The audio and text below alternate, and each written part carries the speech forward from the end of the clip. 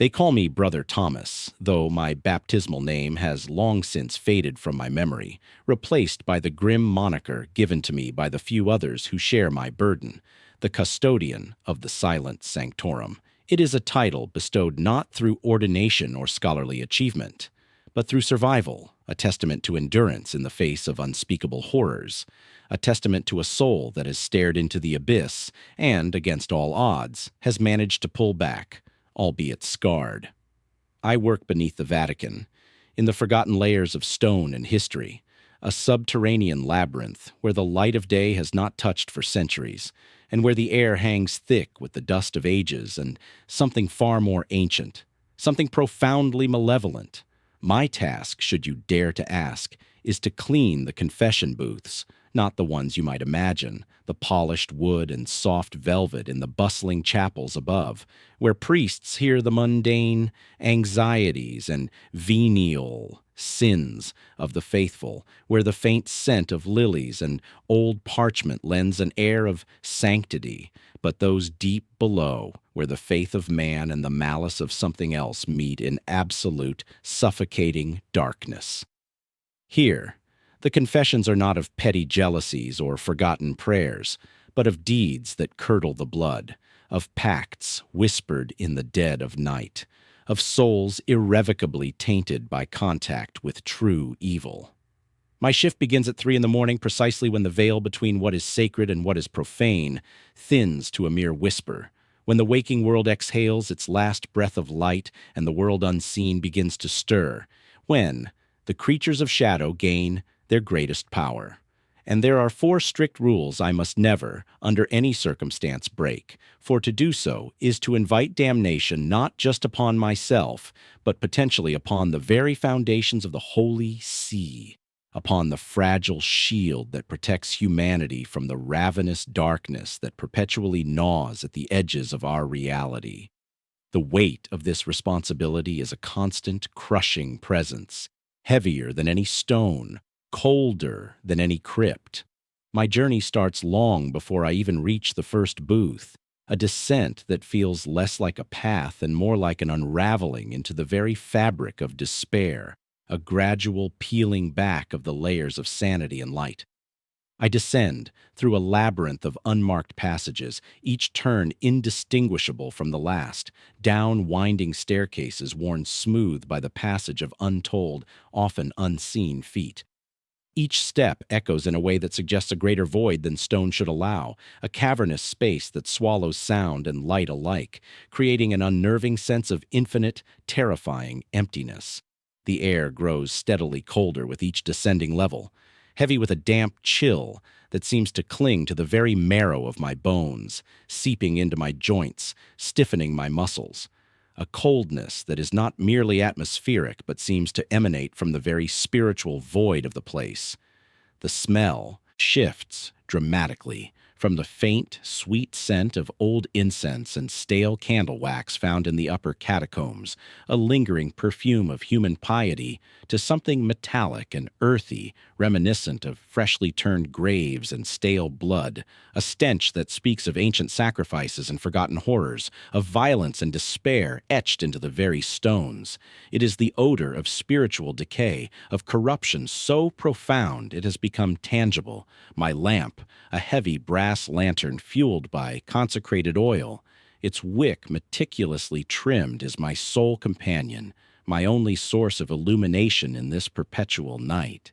Its small, brave flame flickers, casting dancing shadows that seem to stretch and twist into unnatural, grotesque forms, always just at the periphery of my vision, playing tricks with my terrified mind, suggesting movement where there is none, or perhaps revealing movement that should not be, movement that hints at unseen presences just beyond the reach of light.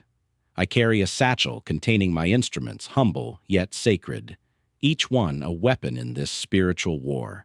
A small, lead-lined bucket filled with blessed water, its surface perpetually calm, reflecting the lamp's glow like a single watchful eye, a pool of liquid purity in this desecrated realm. A brush with bristles woven from horsehair and silver thread designed to cleanse both physical and spiritual impurities. each strand a tiny conduit of protective energy. Cloths made from unbleached linen, chosen for their purity and absorbency, to wipe away the grime of ages and the residue of sin, to absorb the spiritual detritus left behind by suffering souls and malevolent entities. A pouch of consecrated salt, its coarse white grains shimmering faintly in the dim light. A potent barrier against the encroaching darkness, a crystalline defense against the unseen.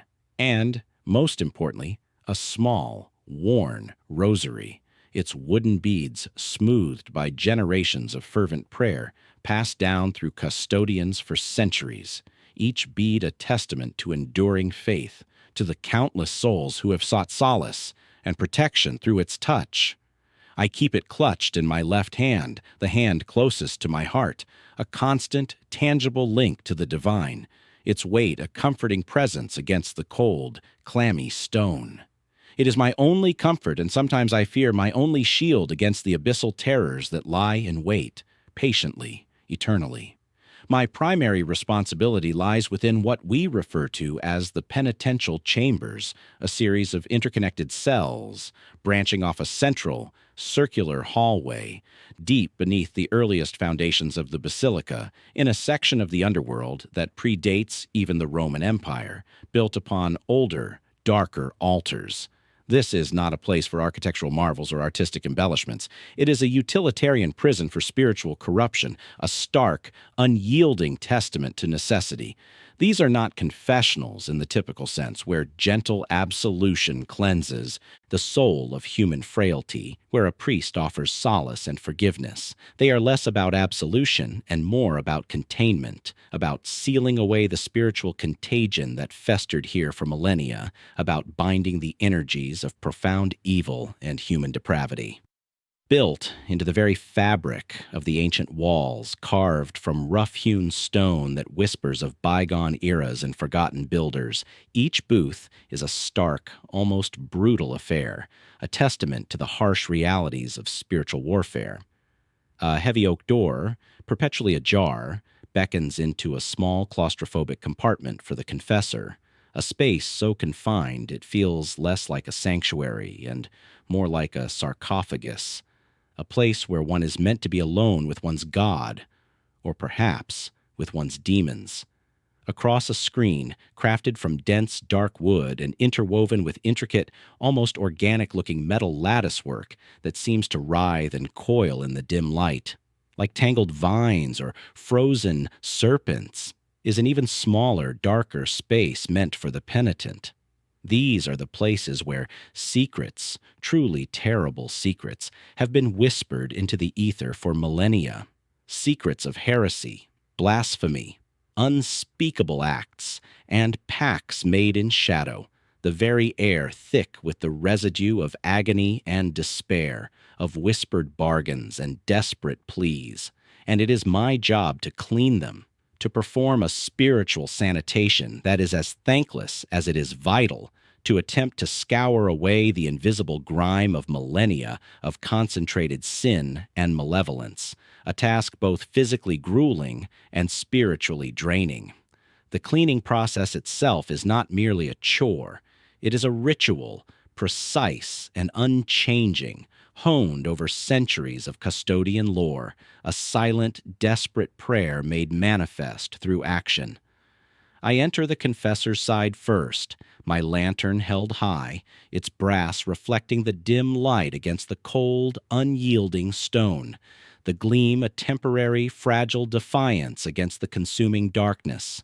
The air inside is always still, heavy, and often carries a faint, unpleasant odor, a palpable signature of the booth's most recent occupant, or perhaps what it truly contained, what spiritual effluent was left behind. Sometimes it's the lingering stench of raw, human fear, a cold, metallic scent that makes the back of my throat clench. A primal aroma of prey, animal in the presence of predator. Other times, it's a cloying, sickly sweetness that promises corruption, a sugary decay that reminds me of wilting funeral flowers and rotting fruit, masking something profoundly insidious, a deceptive perfume of death, And on the worst nights, it's a foul, sulfuric tang that burns the back of my throat, a stench straight from the pits, leaving a metallic taste in my mouth that no amount of blessed water can wash away, a taste of brimstone and despair. I begin by wiping down the wooden kneeler worn smooth by countless knees, then the small, hard seat, using a linen cloth dampened with blessed water. I scour the stone floor, meticulously inspecting every crevice, every crack, every imperfection, my movements precise and practiced, careful to sweep away every speck of dust, every stray fragment of mortal detritus that might have been left behind. It's not about physical cleanliness, not truly, for these ancient stones have seen more filth than any human hand could ever truly wash away, more depravity than any mortal mind could conceive. It's about spiritual purification, about attempting to reset the sanctity of a space that has been utterly defiled by the confluence of human sin and demonic interest. It's about trying to scrape away the residue of unspeakable confessions, the echoes of desperate pleas for salvation or damnation, and the indelible imprint of whatever entities may have been drawn by the sheer force of human depravity and divine absence. Each stroke of the brush, each swipe of the cloth, is a deliberate act of exorcism, a silent incantation against the encroaching shadow, a declaration of divine authority in a place where such authority is constantly challenged. It is a battle fought not with steel, but with faith, ritual, and unwavering resolve. A desperate, solitary stand against an enemy that exists beyond flesh and bone. The spiritual weight of the booth presses down on me, a heavy shroud woven from sorrow, regret, and the lingering echoes of despair.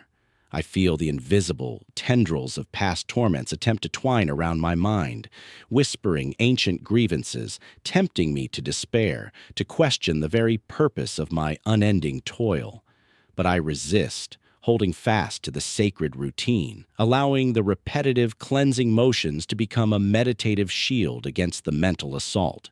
And this is where the rules become not merely guidelines, not suggestions for safety, but the very commandments that separate survival from damnation, that draw the precarious line between life and an eternity of torment. The first rule, etched into my memory through painful experience and whispered warnings from my predecessors, a chilling litany passed down through the centuries. A solemn oath sworn in the deepest darkness is this. Rule number 1, never gaze through the mesh screen of an inactive confessional booth.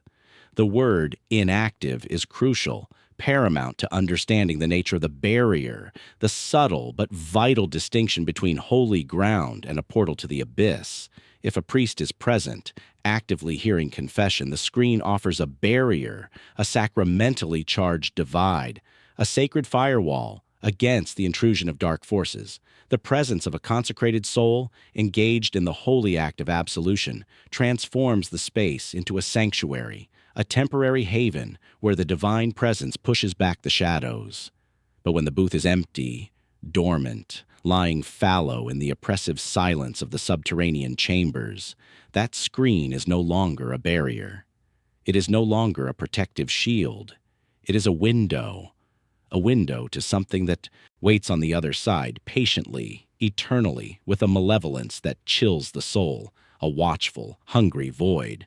My eyes have been trained, through years of arduous discipline, through countless hours of concentrated effort, to meticulously clean the wooden frame, to polish the ancient, corroded metal, allowing my gaze to glide over the latticework, to see its material reality, but never, not once, am I to allow my gaze to linger on the dark, empty space beyond.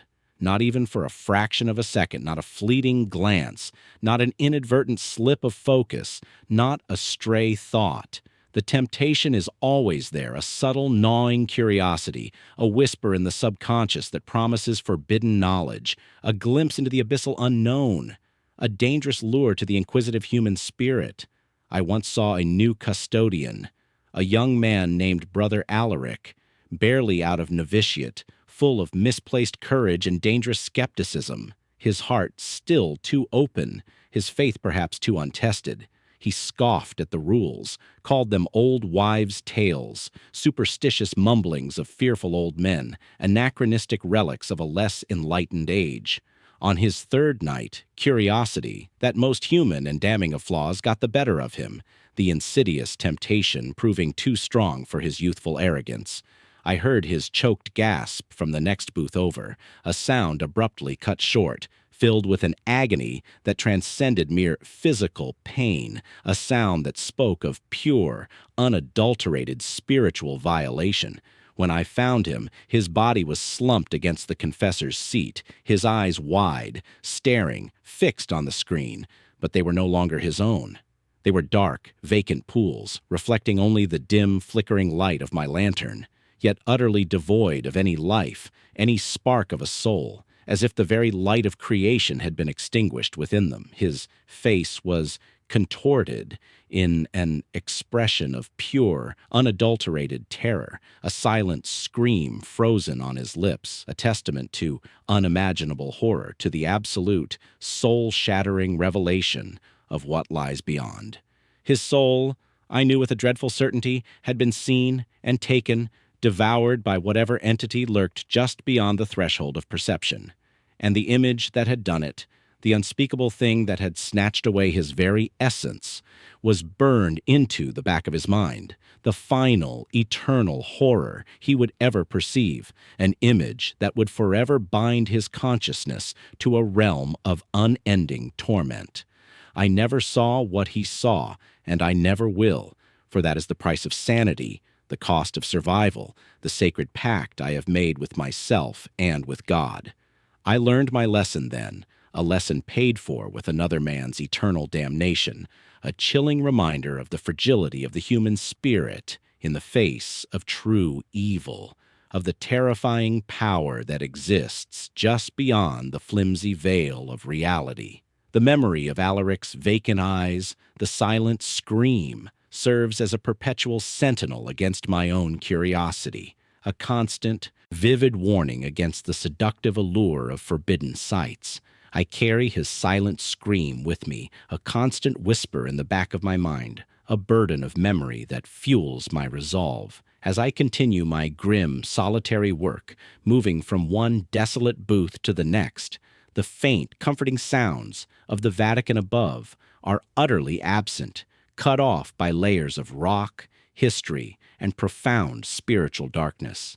There is no distant ringing of bells, no muffled footsteps of pilgrims ascending ancient stairs, no murmur of prayers echoing through hallowed halls. Here, deep beneath the sacred ground, there is only the rhythmic drip of moisture from the ancient stone, forming unseen puddles in the perpetual darkness, a monotonous, relentless soundtrack to oblivion, the soft, monotonous scrape of my brush against the cold floor, a sound that quickly loses all familiarity and becomes alien, and the insistent thrumming silence that vibrates with an unseen, predatory presence. It's a silence that isn't empty, not truly, but pregnant with anticipation, a heavy blanket that presses down, attempting to crush the very breath from my lungs, to smother any spark of life, to absorb all light and hope. Every shadow seems deeper, blacker than the absolute darkness surrounding it, every corner darker, concealing unseen watchers, silent, patient, hungry, and the ancient stone walls appear to breathe, expanding and contracting with an imperceptible rhythm, as if the very edifice of the world itself is alive, aware and slowly encroaching, threatening to swallow me whole. It is during these moments, when the oppressive atmosphere threatens to overwhelm, when the spiritual pressure becomes almost unbearable, that the second rule becomes paramount, a lifeline in a sea of encroaching terror, a precise instruction born of centuries of painful experience. Rule number 2, never acknowledge any sound originating from the adjoining penitent's side after 3:30 in the morning. This is the critical hour, the witching hour, when the veil truly thins, when the dead stir, when the things that lurk in the unseen places find their voices, when their power is at its apex, when their malevolence is most potent. Before 3:30, the sounds, if they occur, are merely echoes, residual psychic imprints. Perhaps a distant sorrowful moan or a faint unintelligible whisper, unsettling but usually harmless. The lingering spectral residue of past tragedies, a dying reverberation. After 3:30, they become deliberate.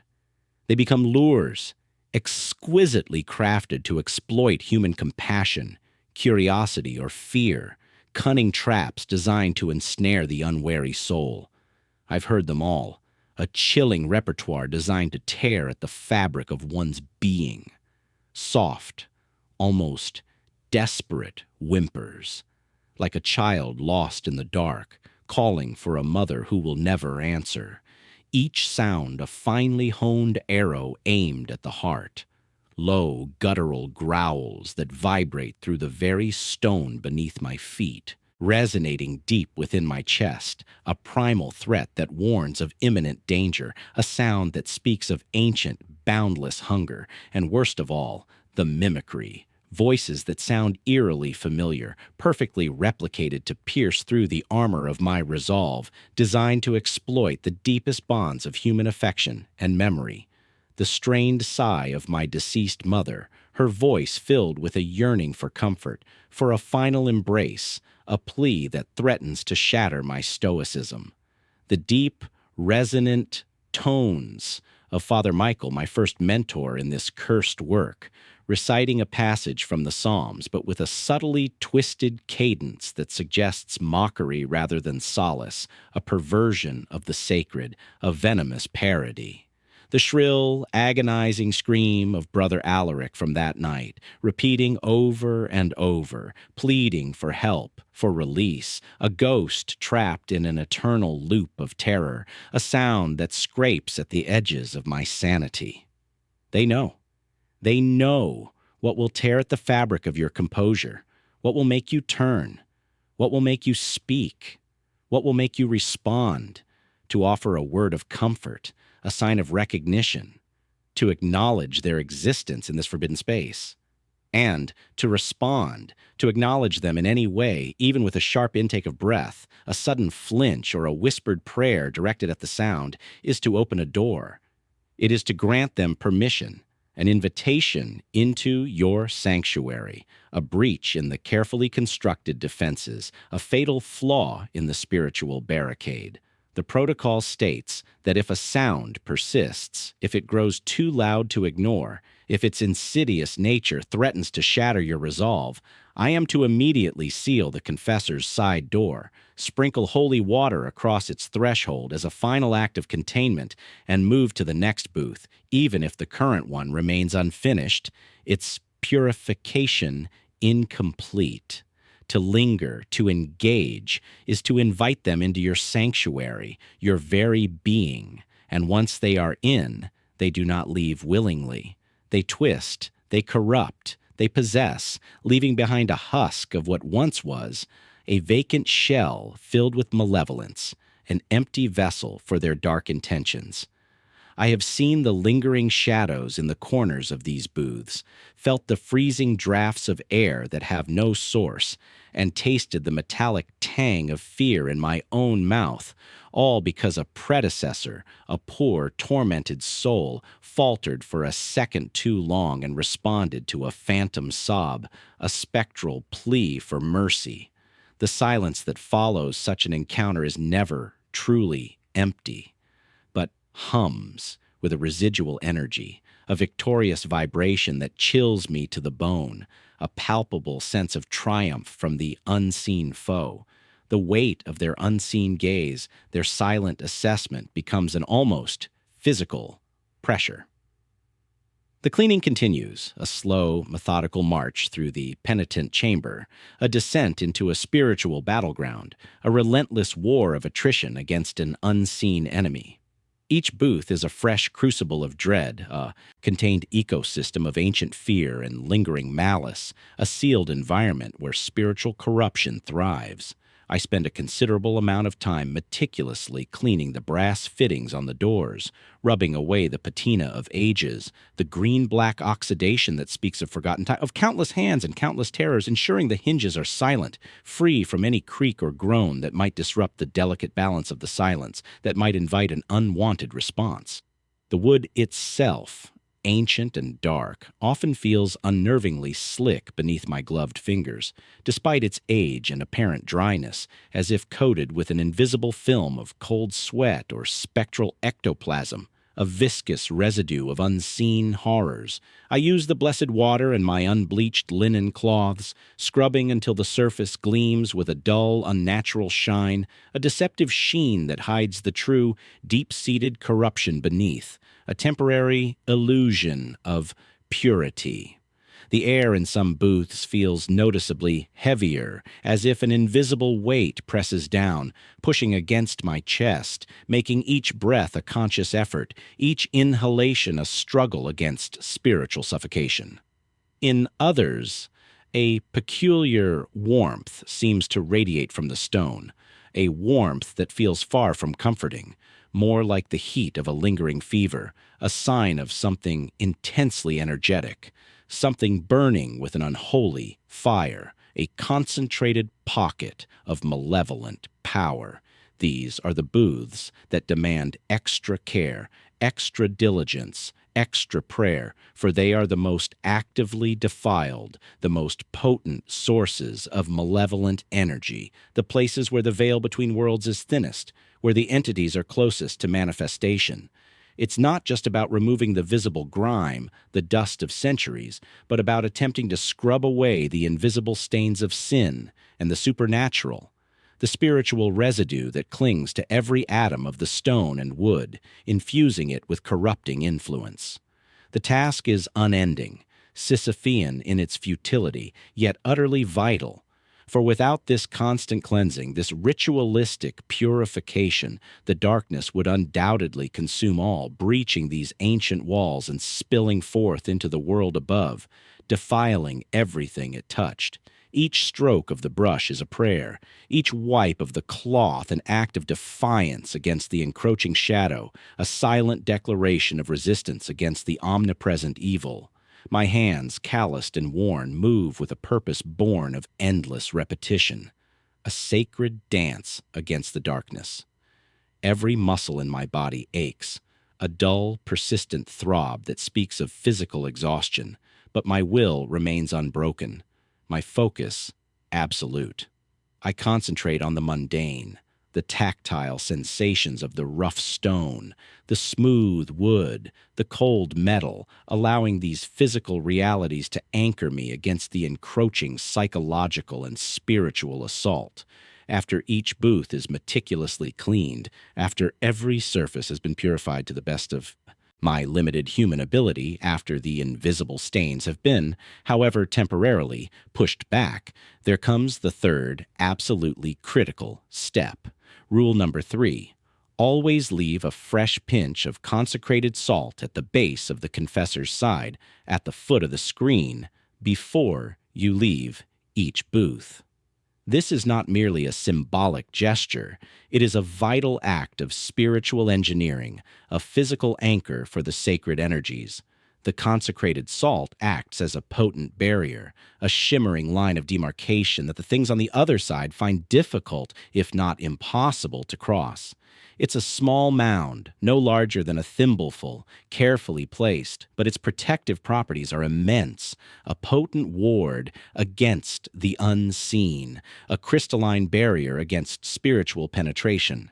Without it, the booth remains open, vulnerable, a beacon for anything that seeks to exploit the raw psychic energy left behind by countless confessions, by the concentrated human misery and dark intentions, by the residual spiritual effluent. I've seen what happens when the salt is forgotten, when a custodian, through exhaustion or oversight, neglects this crucial step, fails to perform the simple, yet profoundly important act of warding.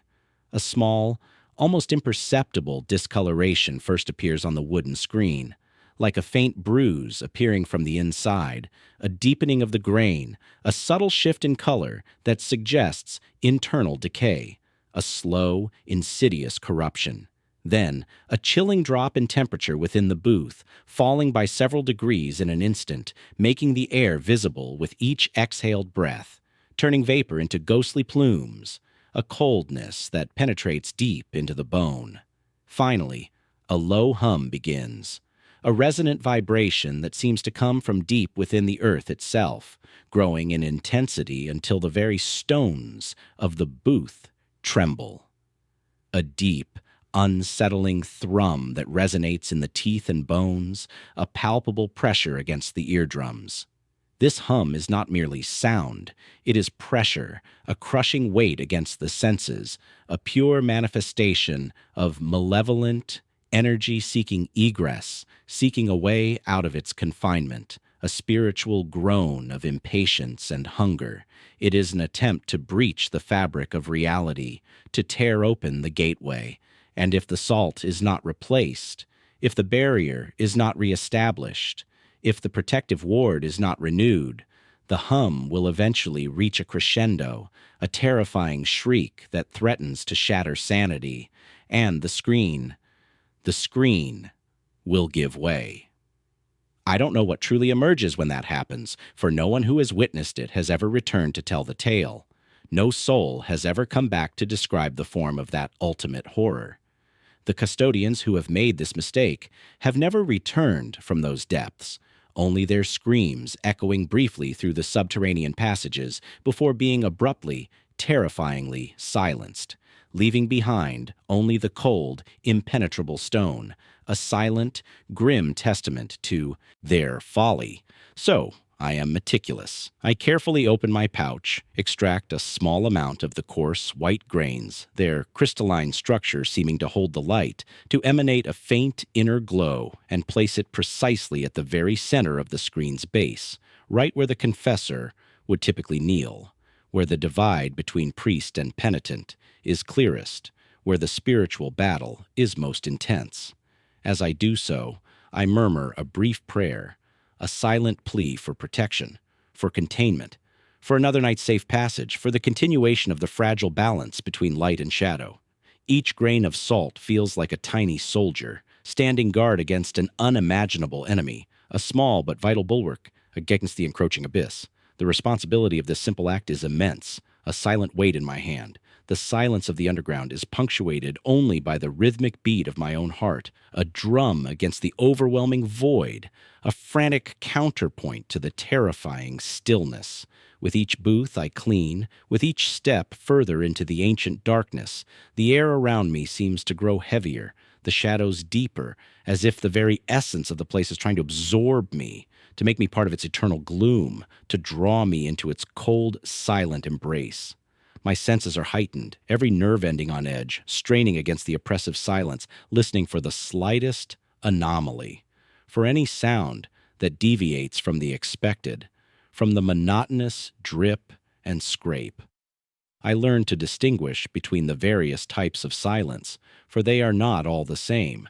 There is the benign, empty silence of a dormant chamber, a temporary respite from the horrors, a moment of fragile peace.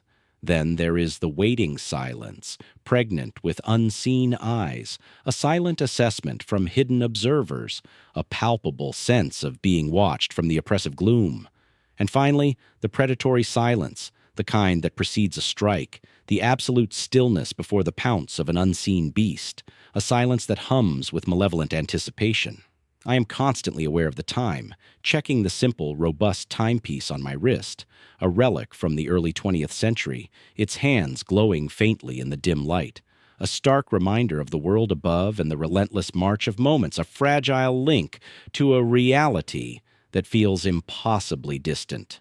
3:30 a.m. is the critical juncture, the moment when the rules truly come into play, when the unseen denizens of these ancient depths become emboldened, their power amplified by the thinning veil between realms, their whispers growing sharper, their hunger more acute. I've developed a sixth sense, a primal awareness that lets me feel the approach of something other. It's a coldness that isn't just temperature, but a draining of spiritual warmth, a sucking void of positive energy that leaves me feeling hollowed out. A pressure behind my eyes, as if unseen forces are attempting to pry open my consciousness, to force their way into my thoughts, to plant seeds of doubt and despair. A faint, almost imperceptible whisper that seems to vibrate in the very air around my ears, just beneath the threshold of hearing, always just beyond comprehension, a chilling suggestion of malevolent intent, a promise of unimaginable horrors. It is a constant, low-level assault on my senses, a subtle erosion of my sanity, a relentless psychological war waged in the deepest darkness. Each night feels like a small death, a fragment of my soul chipped away by the relentless tide of evil. Yet I persist. I must persist. One particularly harrowing night, a night that remains vivid in the nightmares that plague my infrequent sleep, a night that etched itself into the very bedrock of my being. I was deep into the oldest section of the penitential chambers, a place known as the Crypt of Lamentations. The name itself, a testament to centuries of suffering, perfectly described the pervasive atmosphere. The air there was always thick with a palpable sorrow, like a shroud woven from despair, clinging to everything, weighing down the very spirit, pressing in on all sides, threatening to crush hope itself. I was cleaning the 10th booth of the evening, already well past 3:30 a.m., the critical hour having come and gone, plunging me into the period of heightened danger when the forces of darkness are most active, most cunning. I had just finished meticulously wiping down the confessor's side, my movements precise and practiced, my concentration absolute when I heard it. A faint scratching, like fingernails dragging across rough stone, coming from the penitent's side of the booth I was in. It was insidious, barely audible at first, a delicate, almost hesitant sound, yet undeniably present, cutting through the oppressive silence like a shard of ice, a tiny needle piercing the thick blanket of dread. My heart hammered against my ribs, a panicked bird trapped in a cage, threatening to burst free, its frantic beat echoing loudly in the enclosed space. Rule number 2 screamed in my mind, a frantic alarm bell, a desperate warning. Never acknowledge any sound. I froze, my hand clutching the rosary, its smooth beads digging into my palm, the familiar wood a small anchor in the rising tide of fear. My gaze fixed on the screen, but not through it, never through it, focusing instead on the ancient, swirling patterns of the metal latticework.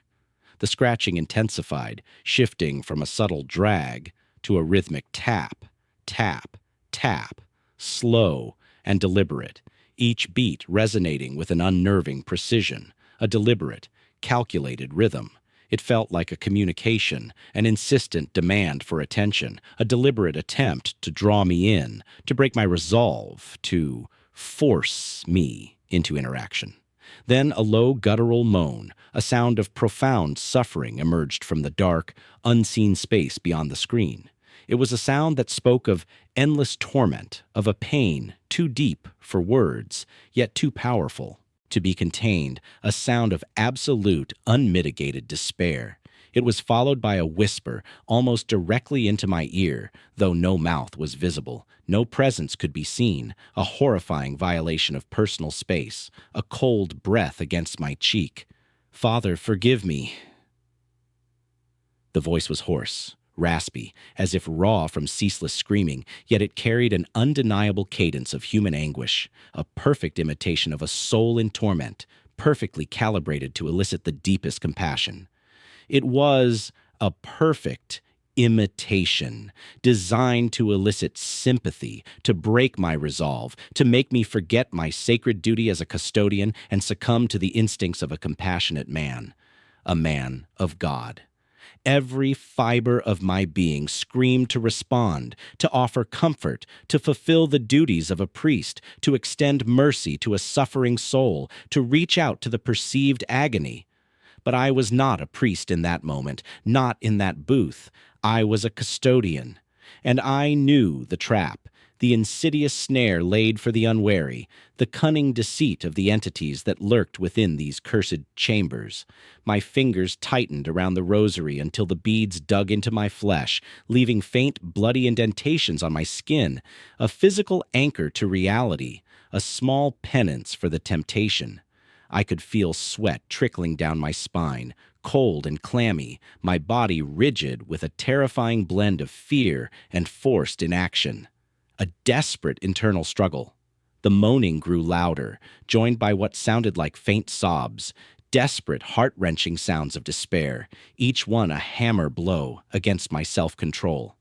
"I cannot bear this. Wait," the voice rasped closer now, almost as if the entity was pressing itself against the screen, its foul, chilling breath a phantom caress against my cheek, a spectral kiss of death, a violation of my personal space. I shut my eyes tight, focusing on the rough texture of the wooden kneeler beneath my hand, on the reassuring warmth of the rosary, channeling all my energy into resistance, into pushing back against the encroaching influence. I counted my breaths, 10, 20, 50, each inhalation a struggle, each exhalation a silent plea, a desperate mantra for deliverance. I repeated the litany of saints in my mind, a desperate mantra against the encroaching darkness, a fortress of faith against the siege of malevolence, building mental walls against the assault. The sounds continued for what felt like an eternity, for long, agonizing minutes, a torment designed to break the human spirit, to shatter the will, to wear down any resistance. But I did not respond. I did not speak. I did not move. I remained a statue of stone and terror, a silent sentinel against the darkness. When the sounds finally faded, retreating back into the oppressive silence from which they had emerged, leaving behind only the phantom chill and the memory of anguish. I felt utterly drained, as if every ounce of spiritual energy had been siphoned from my being, leaving me hollow and raw.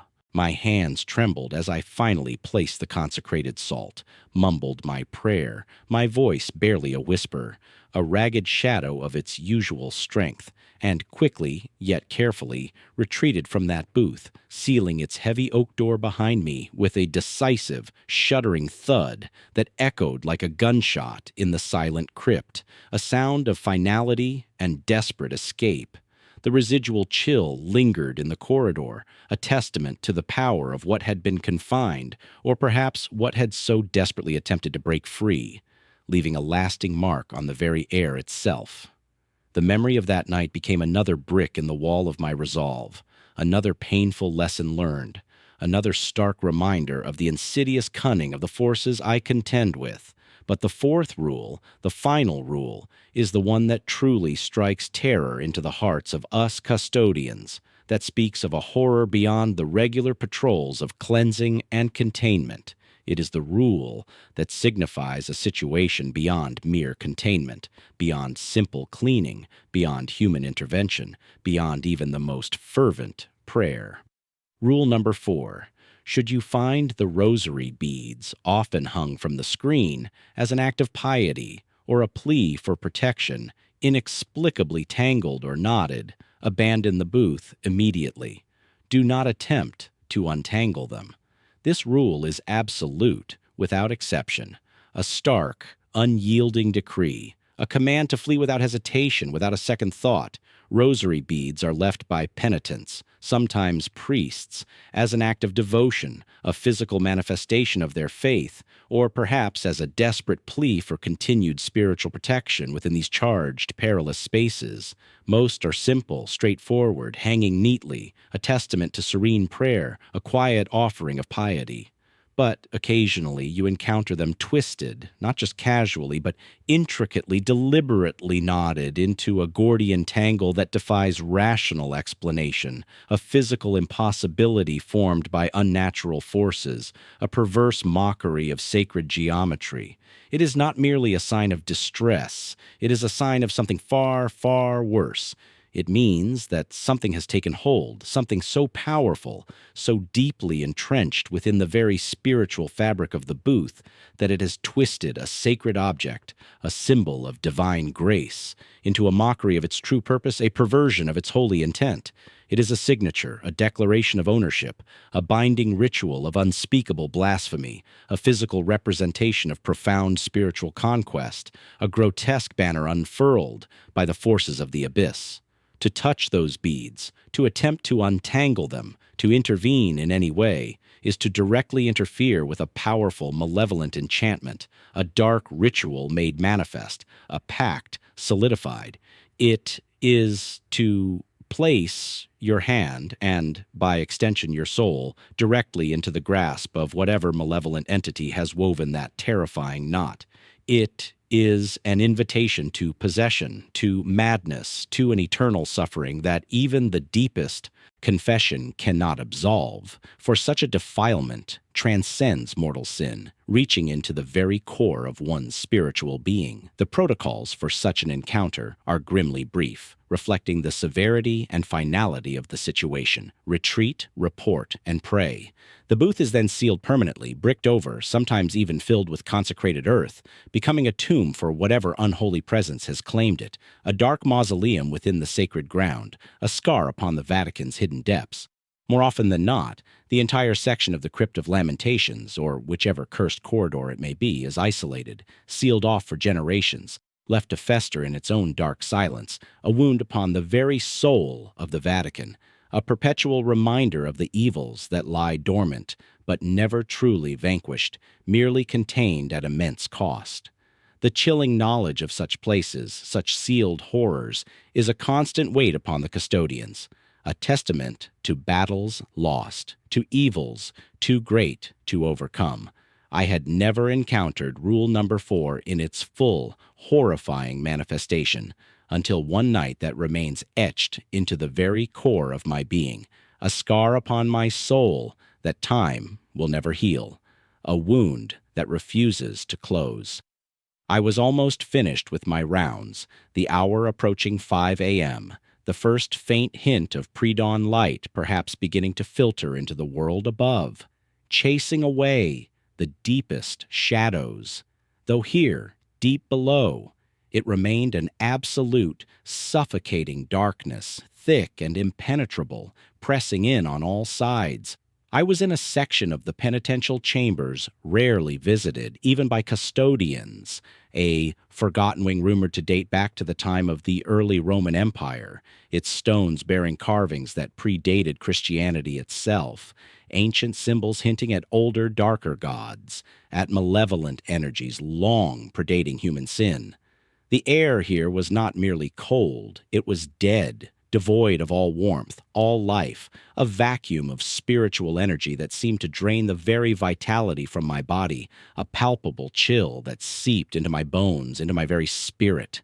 My lantern's flame, usually a steady beacon, a brave spark against the gloom, seemed to shrink, flickering weakly, as if struggling against an unseen force that sought to extinguish it, to plunge me into total despair, to leave me utterly alone in the hungry dark. The usual musty smell of damp earth and old stone was replaced by something sharp and acrid, like ozone and burnt hair, a scent that prickled the inside of my nose and made my eyes water, a chemical tang of something profoundly unnatural, of raw, unrestrained power. My gut clenched with a primal fear, a deep-seated dread that warned me to turn back, to flee, to abandon my duty and run for the light, to heed the ancient animalistic call of self-preservation. But my duty, that terrible, inescapable duty, a burden passed down through generations, a sacred trust, propelled me forward, an invisible hand pushing me deeper into the abyss, into the maw of unknown horror, Each step was a defiance, each breath a struggle. I pushed open the heavy, iron-bound door of the last booth in the corridor, its ancient wood groaning in protest, a sound like a creature in agony, resisting my intrusion. The squeal of the ancient hinges was deafening in the profound silence, a sound that seemed to tear at the fabric of the air itself, ripping a hole in the quietude, revealing something far more terrible beneath.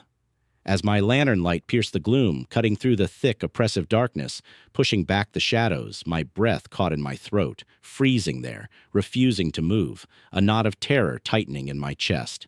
There, hanging from the screen, usually a simple object of faith, a humble offering, was a rosary. But it was not merely tangled. It was a grotesque, contorted mass of beads and silver, twisted into shapes that were not meant to be, defying all natural forms, all laws of physics, a blasphemous sculpture born of pure malice. The crucifix, the sacred symbol of sacrifice and redemption, was bent backward, the figure of Christ upside down, his arms and legs snapped into impossible, agonizing angles, a blasphemous distortion of the divine, a horrifying inversion of all that is holy. The beads themselves seemed to writhe, alive with a malevolent energy, some fused together by an unholy heat, their surfaces blistering and cracked, others stretched taut as if about to snap, their threads strained to breaking point, all woven into an impossible knot, a three-dimensional tapestry of blasphemy that seemed to defy the laws of physics, shifting and reforming before my very eyes like a living, evil thing, a coiled serpent of pure darkness. A faint, sickly green phosphorescence emanated from the twisted mass, casting an unnatural, eerie glow onto the ancient stones, bathing the tiny confessor's compartment in a light of pure corruption. And as I stared at it, frozen in utter horror, my mind struggling to comprehend the impossible sight, my rational thoughts screaming in protest, I felt an overwhelming magnetic pull, a spiritual gravity well that threatened to drag my soul from my body, to pull me into the maw of its unholy depths, a whisper, not from the booth, but directly within my mind, insidious and silken, bypassing my ears and burrowing straight into my consciousness, urged me, untangle it, Custodian, set it right, free what is bound, release the suffering. It promised release, resolution, an end to the torment, a false solace, yet I knew it was a lie, a viper's charm, a cunning ploy to ensnare my soul. My fingers twitched, an involuntary response to the terrible suggestion, a nearly irresistible urge to reach out and touch the blasphemous object, to obey the insidious command. My mind screamed at me, recalling Brother Alaric's fate, the agonizing screams of others who had dared to cross the line, the desperate warnings from my predecessors echoing in my skull, a chorus of tormented voices. Rule number 4, abandon the booth, flee. But the pull was immense, a siren's call to my very soul, a promise of unimaginable power or eternal damnation, a choice laid bare between two terrifying extremes. The green light emanating from the twisted rosary pulsed faster, growing brighter, illuminating the small confessor's compartment with an unholy, sickening glow that painted the rough-hewn stone in hues of decay and corruption, making the ancient symbols on the wall seem to shift and writhe. Shadows danced on the walls, twisting into monstrous forms, leering at me from the periphery of my vision, their unseen mouths forming silent, mocking sneers, reflections of my deepest fears.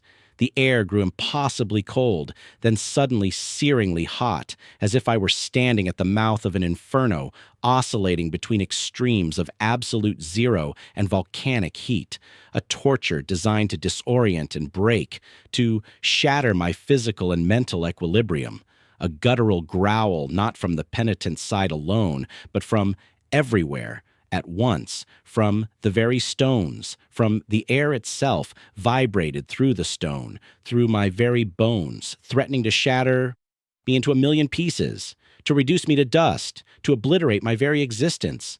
The rosary itself began to vibrate, the beads rattling together with an almost rhythmic, chittering sound, like the frantic scrabbling of unseen insects or the grinding of ancient teeth, a symphony of growing malevolence.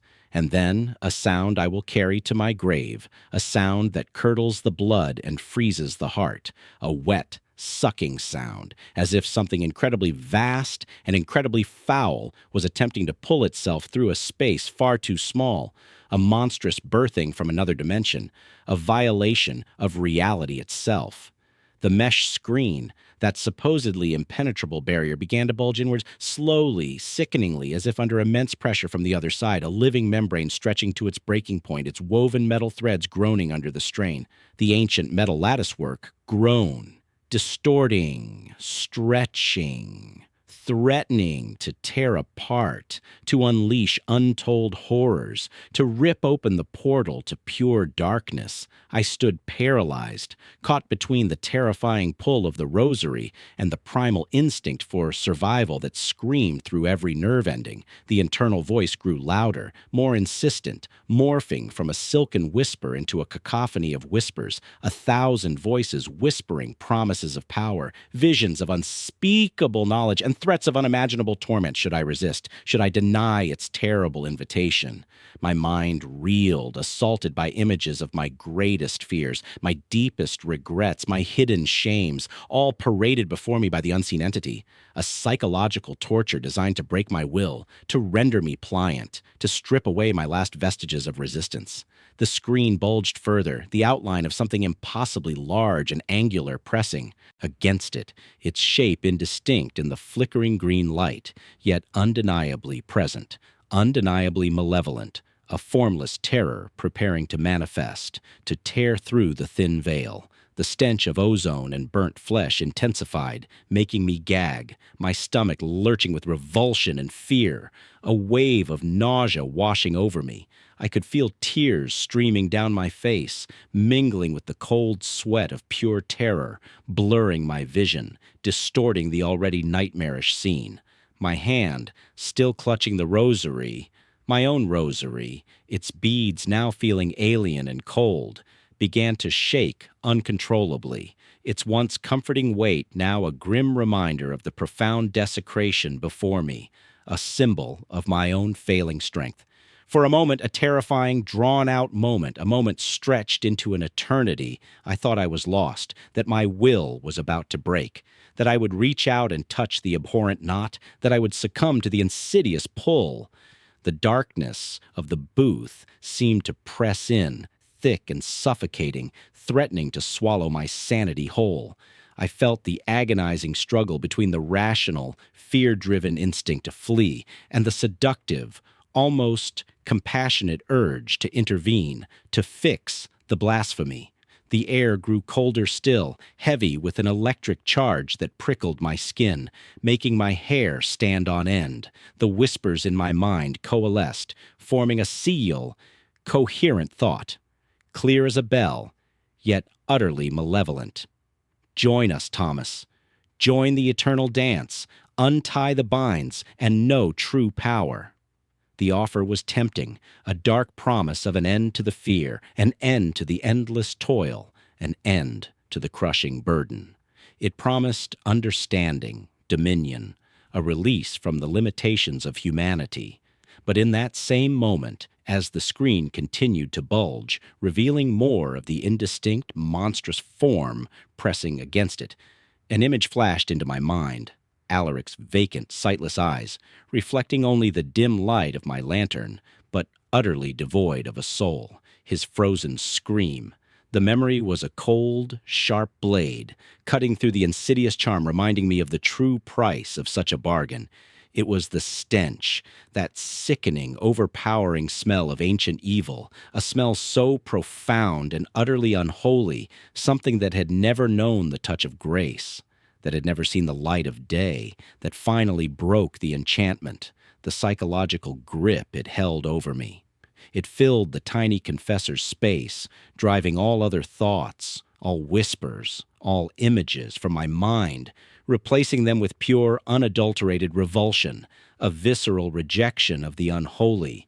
With a desperate, primal scream that tore my throat, a sound I barely recognized as my own, a raw burst of terror and defiance, I stumbled backward away from the screen, away from the grotesque rosary, away from the bulging, tearing mesh. My leg caught on the kneeler, sending me sprawling onto the cold stone floor, my lantern clattering and nearly extinguishing, plunging the space into near total darkness.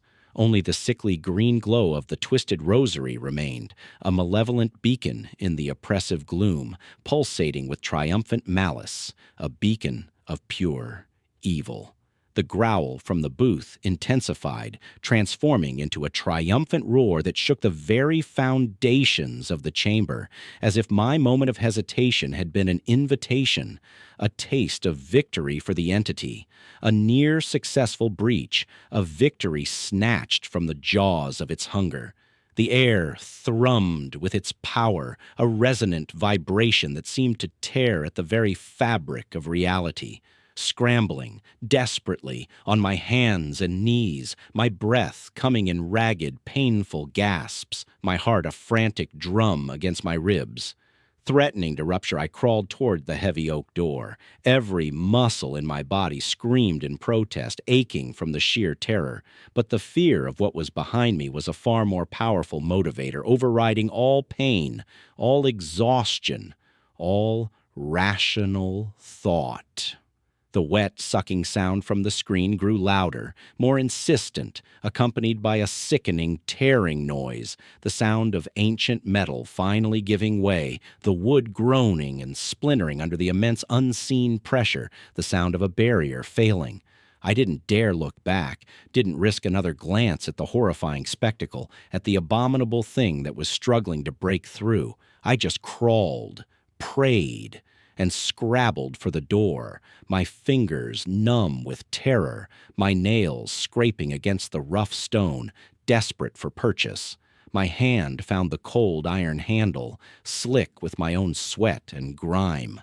With a Herculean effort born of pure distilled terror, a surge of adrenaline granting me impossible strength, I pulled the door shut, slamming it with a thunderous crash that echoed through the subterranean labyrinth, a sound that felt both inadequate and utterly final, a desperate attempt to seal away the monstrous thing.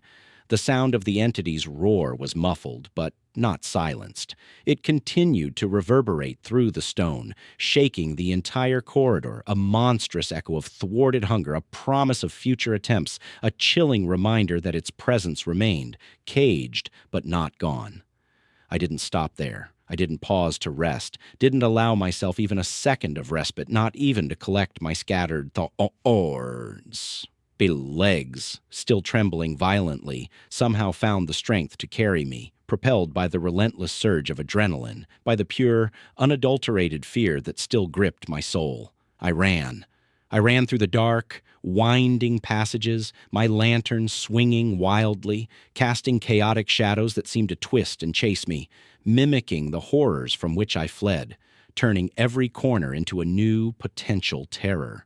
The labyrinth, usually a familiar if eerie path, now felt hostile, alive, its ancient stones seeming to narrow and close in around me, echoing with the lingering roar from the sealed booth. I didn't look back, not once, my gaze fixed, only on the imagined path ahead, towards the surface, towards the distant, impossible hope of day. The air grew perceptibly lighter, though still heavy with dust and the lingering scent of damp stone as I ascended through the levels, each step a desperate climb away from the abyss. My chest burned, my lungs screaming for air, but I pushed on, driven by the indelible image of the blasphemous rosary and the bulging screen. I didn't stop until I reached the entrance to the deeper chambers, the heavy, reinforced iron gate that marked the boundary between the relatively mundane upper catacombs and the profound, unspeakable horrors below, a final, physical demarcation of the spiritual battlefront. My hands fumbled with the ancient lock, my fingers numb with cold and terror, slipping on the cold metal until finally, with a click and a scrape, it yielded, a sound of fragile victory. I burst through, slamming the gate shut behind me with a desperate finality, the sound echoing ominously, reverberating through the stone like a death knell. I leaned against the cold, rough stone, gasping for breath, my chest heaving, my heart threatening to burst from my ribs, a raw, painful throb that mirrored the wound in my soul. The roar from below was now faint, a distant rumble, a low growl swallowed by the vastness of the depths, but it was still there, a chilling reminder of how close I had come to absolute annihilation. A constant, low thrum beneath the earth, beneath my very being. I slid down the wall, collapsing onto the dusty floor, my muscles screaming in protest, aching with the aftermath of flight, clutching my rosary, my own rosary, its beads finally feeling warm again, a true source of comfort in the aftermath of pure, unadulterated terror, a tangible link to grace. I had not broken rule number 4. I had not touched the beads. I had resisted, but the cost had been immense. My spirit felt fractured, my mind haunted by the indelible image of that pulsating, blasphemous rosary and the impossible shape pressing against the tearing screen. A vision that would forever lurk in the darkest corners of my consciousness, a permanent resident in my nightmares. The sheer, overwhelming evil I had faced, the direct assault on my will and soul, left me hollowed out, a mere shell of the man I had been before. I reported the incident as per protocol, my voice trembling, ragged and raw, my body still shaking uncontrollably, every nerve ending screaming with residual terror. My superiors cloaked in their ancient robes, their faces unreadable masks of long-suffering knowledge, the weight of centuries of such encounters etched into their features, listened in grim silence to my trembling account. They simply nodded, their eyes holding a deep, weary understanding, the kind that comes from generations of confronting such evils, of witnessing the relentless encroachment of darkness. There were no questions, no exclamations of surprise, only a solemn, knowing acceptance of the profound horror I had described. Within hours, a team of specialized custodians, not cleaners like me, but silent, grim-faced men carrying tools I did not recognize, tools designed for containment rather than cleansing, for permanent sealing rather than temporary purification, descended into the crypt of lamentations. They would seal that booth, brick it over with consecrated materials, perhaps even fill the entire corridor with consecrated concrete, burying the horror under layers of faith and stone. A desperate act of spiritual interment. Another tomb within the Vatican's endless echoing depths. Another secret buried beneath layers of stone and faith. A wound cauterized, but never truly healed. Merely prevented from festering further, at least for a time. I was given a week of rest, a week to recover, though they knew, as I knew, that true recovery was impossible, that some wounds transcend the physical, reaching into the very soul. The things I'd seen, the sounds I had heard, the malevolent presence I had felt, had left an indelible mark upon my soul, a wound that would never fully close, a permanent scar. I now carry an additional burden, a silent witness to a terror few mortals could comprehend, a constant companion to my already heavy load, a persistent shadow clinging to my spirit. The memory of that night, of the impossible rosary and the bulging screen, is a vivid, persistent torment, a fresh source of dread in a life already steeped in it. My faith, though tested to its very limits, held firm, but not without leaving deep fissures in its foundation, cracks through which fear still seeps.